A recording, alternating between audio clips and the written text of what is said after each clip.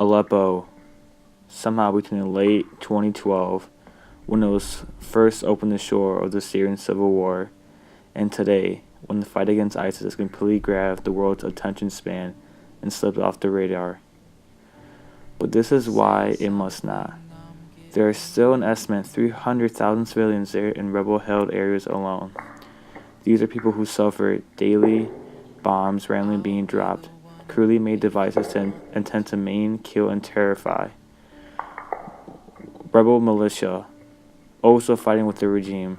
Radical Islamic groups, shortages of food and water, and people cutting down whatever trees they can find for fuel.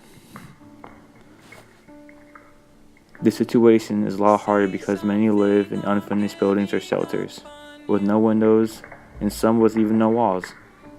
Their fight has been deemed by some to be incurable and interactable, that the outside world has left Aleppo to its own.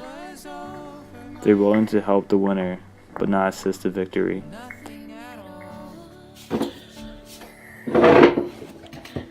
Hello, I'm Victor Alvarez, and obviously my rhetorical situation on this project is Aleppo. So, after conducting my survey, a lot of my peers didn't know what Aleppo was, and had no clue what was even going on. A lot of them, when they took the survey, were the first time even hearing the word Aleppo.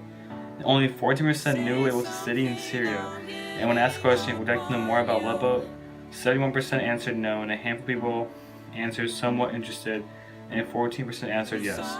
This tells me my peers honestly don't care about Aleppo and what ends up happening. So I had an interview. This is my graph. So I had an interview, but I accidentally lost it, and not to record this. So the interview, my friend didn't really know what was going on, and he thought Aleppo was a disease, which kind of does sound like a disease now that I think about it. And he wasn't really well informed and didn't personally affect him. That's why he didn't really care that much. So a story behind that was, or a story I have that I didn't really know someone was a girl named Kelly O'Laughlin.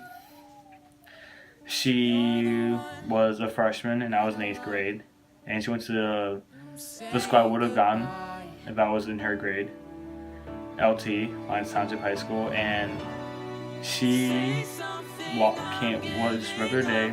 She came to her house. No one was home, and she came in while someone was robbing her house, and she got stabbed and bled to death. And see, I never knew this chick. I never knew, her name or anything like that. But I felt sad because I was one of, kind of like a fellow classmate almost. I felt connected to her even though I never knew who she was, because I was gone to the same school.